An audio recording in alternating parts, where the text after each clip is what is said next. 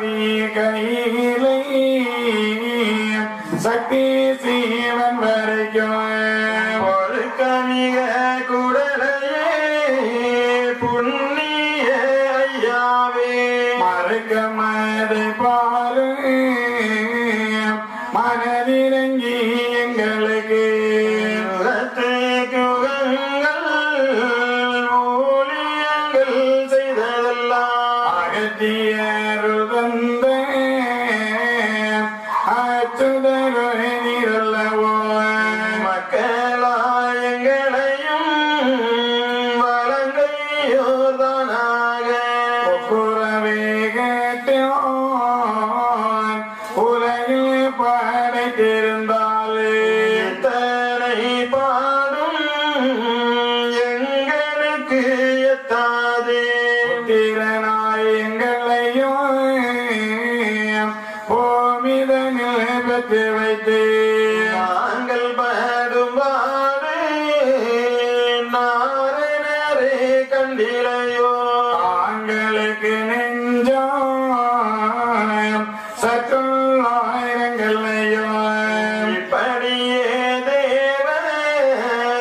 எல்லோரும் முறையமிட அப்படியே முறையமிட்டு அவரங்கே நிற்கையிலே நல்ல உமைதிருவும் நன்றாயெழுந்தருளி வல்ல பொருளான வாய்த்த நாராயணரின் அடியில் அவள் வீழ்ந்து அழுது கரைந்து நுழைப்பாள் முடியும் அடியில்லார் முதலே முதற் பொருளே ஹரிஹரி நாராயணரே அன்னரே அச்சுதரே ஹரிஹரி நாராயணரே கண்ணரே கார்வண்ணரே லட்சகட்ட பாவியம் ஏமாலி கடியதினால் அலைச்சல் செய்து எங்களையோ அகட்டி வைத்து போனீரே பாவி காளியனோட பலிசாப சுற்றினால் பூவில் மண்டுயம் போசித்துதே காரணரே கலியனுடைய தேவினால் காபாலி உண்மை துணர்வே சரிவாயும் மேனி சடலாய் மீக திமிர்ந்து இருள் மூடி கண்டவிழ்ந்து இருக்கிறார் ஈசுரரும் ஒரு சுவடில்லை உம்முடையமை தொடரும் நிர்ணயமில்ல கலியனே நீ சம்பிறந்ததினால் என்னோட பேச்சு இல்லையோமை துணர்வே மானுறவு கட்ட மானீசன் வந்த நாள் முதலாய் நானும் பரமேஸ்வரரும் நல நஷ்டமும் தெரியும் பேசி பழக்கமிட்டு பெருத்த நாள் உண்டு மண்ணே தோசி கடி என்னோட சோச்சியினால் நாங்கள் படும் பாட்டை வந்து பாராமல்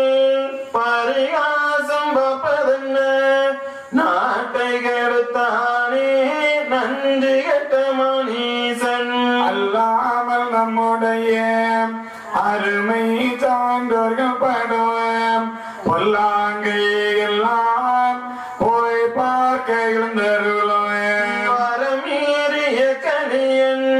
மாயையின் எதுவினால் பிரமன் பிறப்பே பிசை தலை மாறி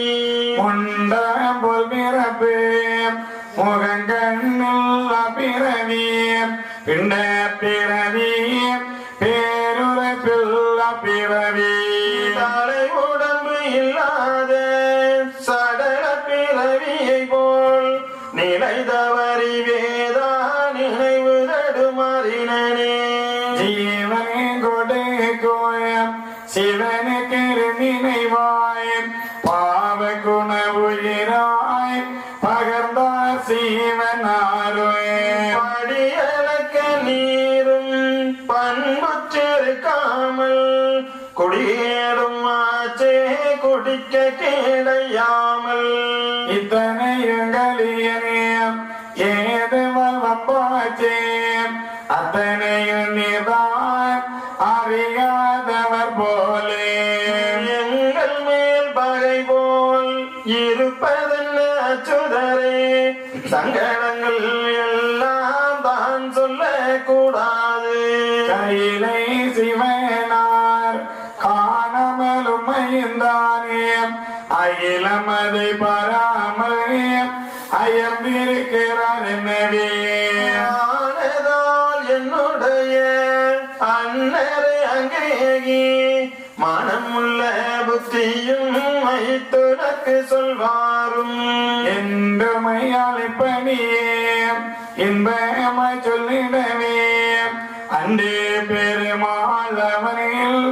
அண்டே பெருமாளவனில் முகம் பார்த்தே துரைப்பார். எம்பெருமாள் திருச்செந்தூரில் வந்து பள்ளி கொண்ட பிறகு தான் வந்த அந்த நிலையை அனைவருக்கும் காண்பித்துக் கொடுக்க வேண்டும் என்று அற்புதமாக ஒரு திருவிளையாடலை எம்பெருமாள் நடத்துகின்றார். அதாவது திருச்செந்தூரில் முருகப்பெருமானை வழிபடுவதற்காக அன்றைக்கும் இந்த நீச குலத்தவர்கள் எதிர்ப்புகளை என்ன செஞ்சாங்க தெரிவித்துக் கொண்டே இருந்தார்கள். அப்பொழுதுதான் எம்பெருமாள் சான்றோர் குலத்திலே ஒருவரை அழைத்து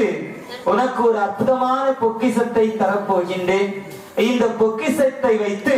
நீ என்ன செய்வாய் என்று கேட்கின்ற பொழுது தாங்கள் எது சொன்னாலும் நான் அதை அப்படியே செய்து விடுகின்றேன் என்று சொல்ல